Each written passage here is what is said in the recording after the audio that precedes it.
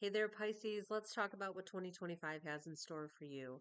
And really, what 2025 is taking all the hard-won lessons that you've had from Pisces transiting your sign since 2011 and Saturn transiting your sign since 2023. This is where you're taking all those hard-won lessons and you're really manifesting it into something amazing as you master who you are, why you're here, and what it is that you need to be happy moving forward. That's really the theme of 2025.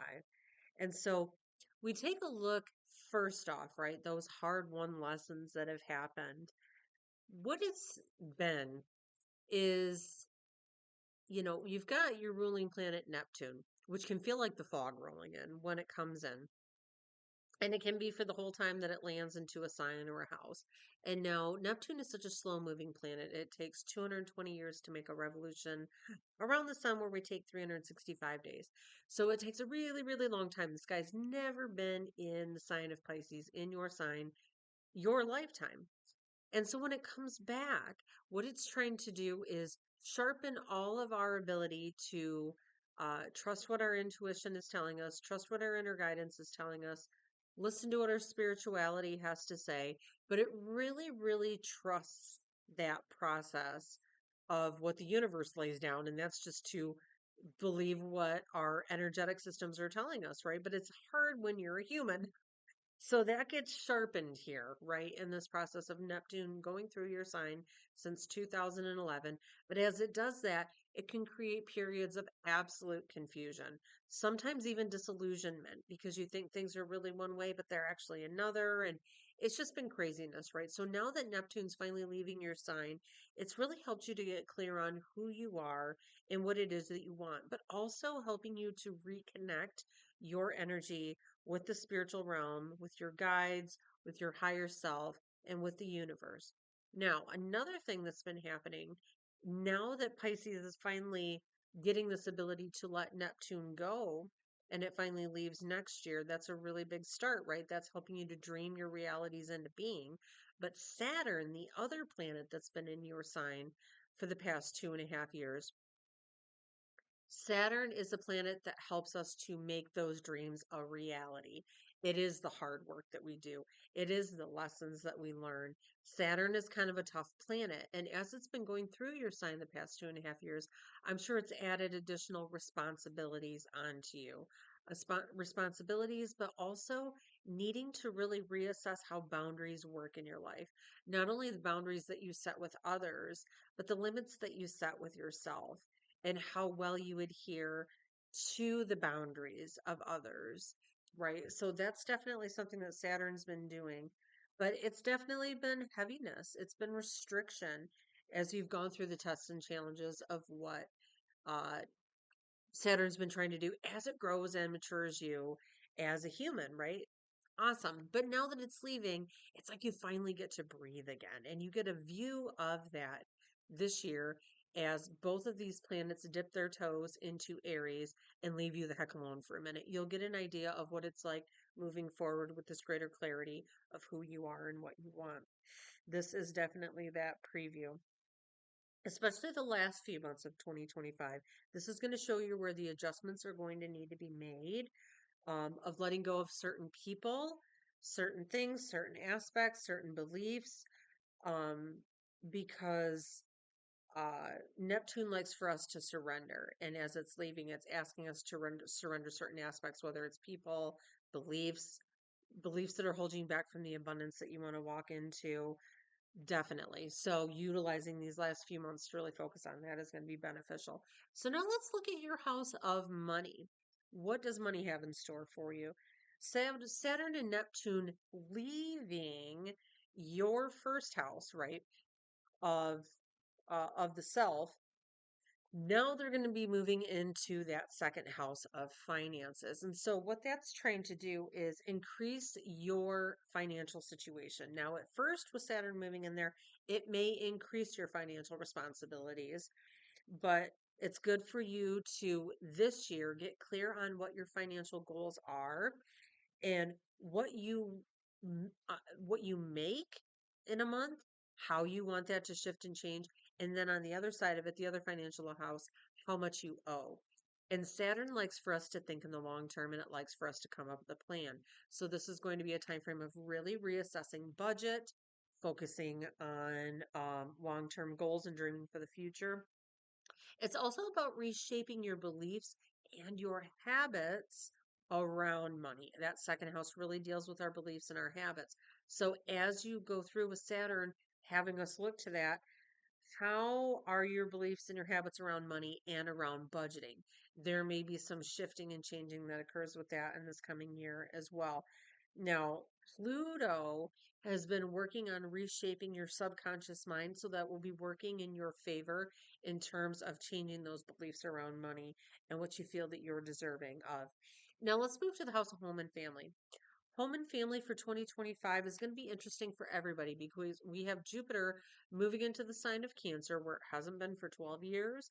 And as it does, Jupiter likes to grow, expand, heal, whatever it touches.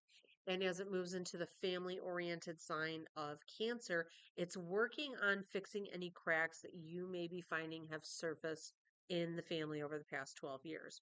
It also has the ability to look to early childhood as well as generational family traumas and belief systems. And it has the ability to heal them. So if these are things that surface for you this year where you're like, this hasn't even been a thing of mine, this is somebody else's belief that I've adopted over the years, and it doesn't fit me anymore, you are really able to let that go and move forward in a new light. So definitely, Uranus also is moving into that fourth house of home and family. It's been in your third house of the conscious mind since 2018, really reshaping how you think, how you communicate. That's where it's been, right? But now it's moving into this fourth house of home and family. And with that, it can bring kind of an unsettled energy. You may be feeling like you're ready to move. You may be feeling like you're ready to make some changes within your family. Maybe that means marriage, maybe that means divorce, whatever it might be.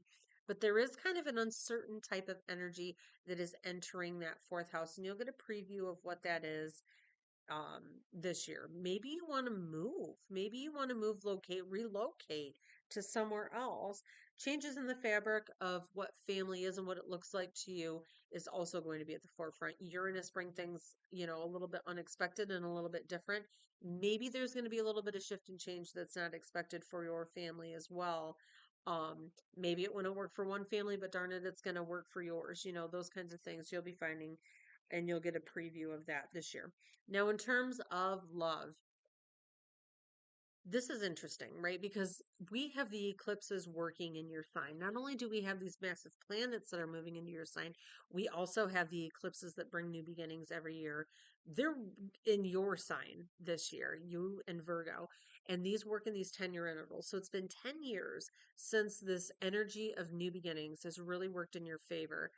And so when we look at those eclipses that are March 14th, March 29th, September 7th, and September 21st, these are those windows of opportunity where the universe is really showing you in terms of um, where you're growing in your own personal path, but then also where you're growing in relationship, romantic relationship, marriage, partnerships, friendships.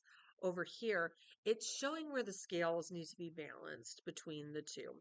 And so at these eclipses, that's where you're really going to see it. And if you want to see some major shift and change in relationship, eclipse timeframes are definitely going to be where it shows you it needs to be done. But it also creates this gateway of energy to put out to the universe what it is that you do want to manifest in reality. Remember, we have Neptune and Saturn that have really worked hard to help you bring your dreams into reality. So, if that includes relationship goals and relationship dreams, this is the vital year to really make those major changes. Now, where the eclipses go, the nodes also follow. And the nodes, North Node or a true node, and the South Node, the North Node represents where our soul needs to be heading, and the South Node represents our past life karmic energy, things that we need to get away from. And so, where that South Node is at, it's really pulling on you to Well, it's actually bringing to the surface, I should say, the baggage that surrounds relationship. Do you have repetitive issues that are you finding from one relationship to the next to the next? This is something that surfaces in this time frame as the nodes go through and the eclipses, because it doesn't want these repetitive cycles happening, whether it's something internally within you or it's something that is a lesson that you need to learn in other people. It comes to the surface and it definitely is going to be healed, because I tell you, once that heals, it creates a more authentic, intimate relationship that you are really desperate, not desperately looking, maybe desperately, but you're needing and you're craving, right? Absolutely. So now, in terms of Jupiter, remember we were talking about how Jupiter's working to heal things within family dynamics, it's healing situations, it's helping people move, it's helping people move forward. Another thing that's going to be happening is that Jupiter for Pisces is going to be moving into the fifth house of home and family. And now, what home and family represents for you is, or not home and family, did I say that? It's children. It's home and family for all of us, but it's moving into children for you, that fifth house of children. And so, as it does that, obviously, that kind of pulls in all those things that we were talking about family, especially if there's been a disconnect with children, if there's been some shift, there's been some change. Now we've got this ability to really have Jupiter bring in a positive, optimistic energy to heal any rifts that have been brought to the surface with children.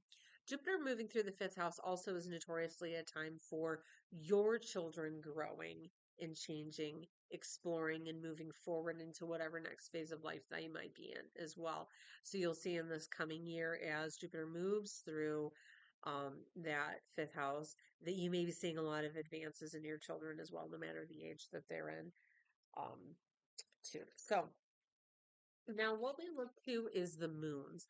Our moon cycles tell us when to manifest, when to let things go. When we worked with the moon cycle, we really can manifest a lot of wonderful things in our lives. And so we manifested a new moon and we release the things, surrender what doesn't work in the full moon. Moons tend to work in tandem cycles, these 6 month cycles where the new moon hits. 6 months later will be its matching full moon. I find a lot of times when we manifest at that new moon, the seeds of what we've planted manifest at that 6 month mark. At the full moon, maybe they happen that next year at that full moon, but they always work in tandem together. Now, for you, for all of us, we can manifest anytime we want, we can release anytime we want, but there's certain moons that are going to be stronger. And for you, it's going to be your Pisces moons. And so we have that Pisces new moon that happens on February 27th. That is going to be your time frame to really manifest what it is that you want. What is it that you're looking for? What is it that you want to see in the landscape of family, relationship, money, all of these things that we talked about? And then when we have that Pisces full moon eclipse, this is the one that's really important, right? This is where you're going to have to surrender certain aspects to really bring in those new beginnings. You're going to be seeing that around March 14th. So we definitely, um, not March 14th, I'm sorry, your full moon is September 7th. Why did I say that? I don't know why I said that. I don't know why I said that. It's September 7th. September 7th, that is when we're going to be having that eclipse to really let out those things that are no longer working for you. So now let's think of this. Let's think of birthdays. Now, if your birthday isn't in the list that I'm saying here, it doesn't mean that you're going to have a bad year or anything like that. It means that these are where specific planetary energies are going to be hitting sun signs for that date. Now, you might find that all these resonate with you, even if your birthday is not on here. You might find that none of these resonate. Take what resonates, leave what doesn't. I'm a big believer in that.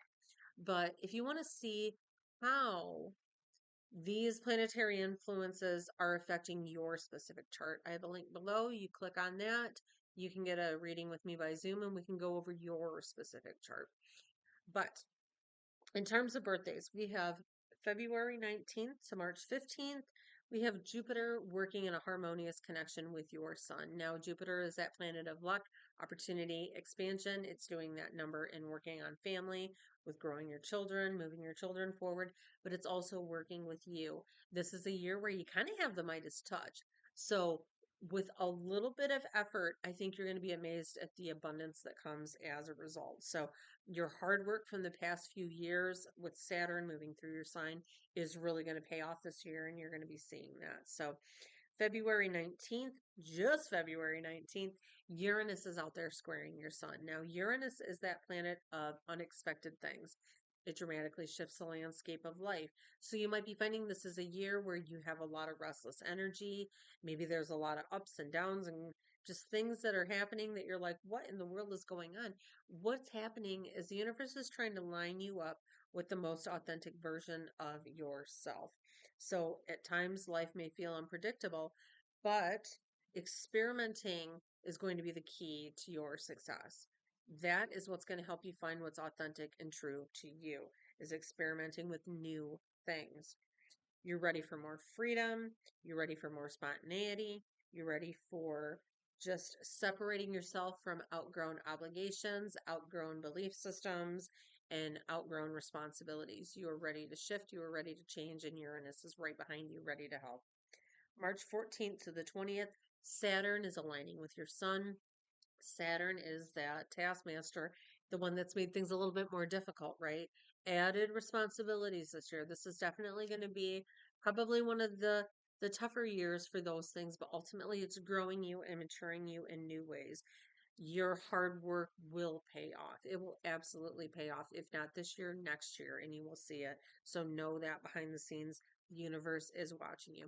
This is a year of understanding that value of boundaries that we talked about earlier. That's really directly focused right in there at you. Keeping your long-term goals in focus, because that's what Saturn wants you to do. I think you'll be amazed at the advancements that you're going to make for your future by dreaming it into being this year. Everybody, thank you so much for watching, and we will see you next time.